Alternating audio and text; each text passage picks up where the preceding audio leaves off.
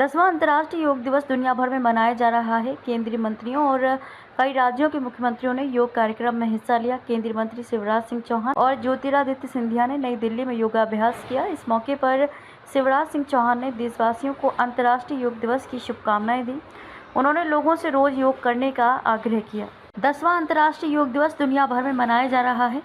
केंद्रीय मंत्रियों और कई राज्यों के मुख्यमंत्रियों ने योग कार्यक्रम में हिस्सा लिया। केंद्रीय मंत्री शिवराज सिंह चौहान और ज्योतिरादित्य सिंधिया ने नई दिल्ली में योगाभ्यास किया। इस मौके पर शिवराज सिंह चौहान ने देशवासियों को अंतर्राष्ट्रीय योग दिवस की शुभकामनाएं दी। उन्होंने आग्रह किया कि लोग केवल योग दिवस के दिन ही योग ना करें, योग को जीवन का अभिन्न अंग बनाएं। ज्योतिरादित्य सिंधिया ने कहा कि योग भारत की आध्यात्मिक क्षमता का प्रतीक है।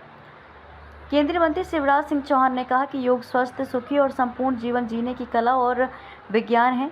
योग से केवल शरीर निरोग नहीं होता, मन भी प्रसन्न होता है, बुद्धि भी प्रखर होती है, आत्मा भी परमात्मा की ओर बढ़ती है। ये भारत की दुनिया को अद्भुत देन है। प्रधानमंत्री नरेंद्र मोदी को हृदय से धन्यवाद देता हूँ, उन्होंने योग को संपूर्ण विश्व में पहुँचाया। केंद्रीय मंत्री ज्योतिरादित्य सिंधिया ने कहा कि भारत की जो क्षमता है केवल आर्थिक और सामाजिक क्षमता नहीं, आध्यात्मिक क्षमता भी है। उस आध्यात्मिक क्षमता की श्रेणी में योग एक बहुत महत्वपूर्ण अंग है। ये भारत की प्राचीनता और विशेषता को रेखांकित करता है। योग को अंतर्राष्ट्रीय जगत पर उल्लेखनीय स्थान देना ये प्रधानमंत्री मोदी का संकल्प रहा है। हर वर्ष योग दिवस अंतर्राष्ट्रीय जगत में मनाया जाता है।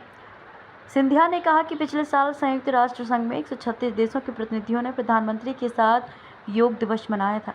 यह केवल भारत की क्षमता का विषय नहीं है, बल्कि हमारे एक एक व्यक्ति के अंदर शालीनता और शरीर में तंदुरुस्ती आए, आत्मा में शांति आए, यही सबसे बड़ी विशेषता है योग की।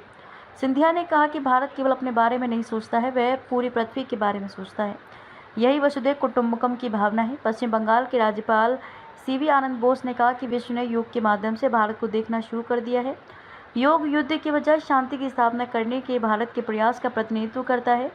हम विश्वगुरु हैं और योग के माध्यम से हम दुनिया तक पहुंच रहे हैं।